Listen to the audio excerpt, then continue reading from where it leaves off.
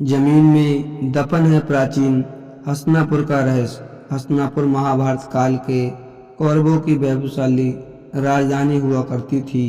वर्तमान में उत्तर प्रदेश के शहर मेरठ से 22 मील उत्तर पूर्व में गंगा की प्राचीन धारा के किनारे प्राचीन हस्तिनापुर के अवशेष मिलते हैं। यहाँ आज भी भूमि में दफन हैं पांडवों का किला, महल, मंदिर और अन्य अवशेष।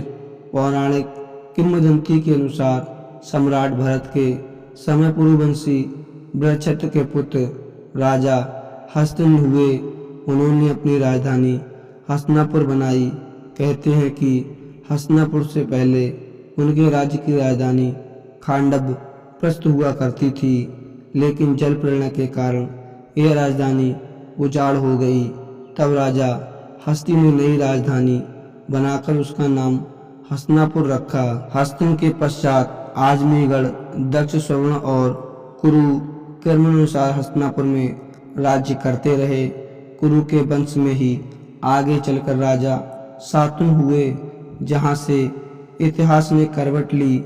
शातुन के पौत्र पांडु तथा धृतराष्ट्र हुए, जिनके पुत्र पांडव और कौरवों ने मिलकर राज्य के बंटवारे के लिए महाभारत का युद्ध किया। पुराणों में कहा गया है कि जब गंगा की बाढ़ के कारण यह राजधानी नष्ट हो गई, तब पांडव हस्तिनापुर को छोड़कर कौशाम्बी में चले गए थे। पुराणों में राजा हस्तिन के पुत्र अजमीगढ़ को पांचाल का राजा कहा गया। राजा अजमीगढ़ के वंशज राजा सुवर्ण जब हस्तिनापुर के राजा थे, तो पांचाल में उनके समकालीन राजा सूरदास का शासन था।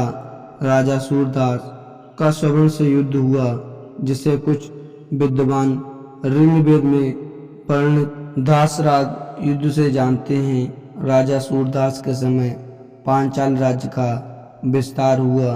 राजा सूरदास के बाद सुवर्ण के पुत्र कुरु ने शक्ति बढ़ाकर पांचाल राज्य को अपने अधीन कर लिया। तब यह राज्य संयुक्त रूप से कुरु पांचाल कहलाया। परंतु कुछ समय बाद ही पांचाल पुनः स्वतंत्र हो गया। पुरातत्वों के उत्खनन से ज्ञात होता है कि हस्तिनापुर की प्राचीन बस्ती लगभग 1000 ईसा पूर्व पहले की थी और यह कई सदियों तक स्थित रही।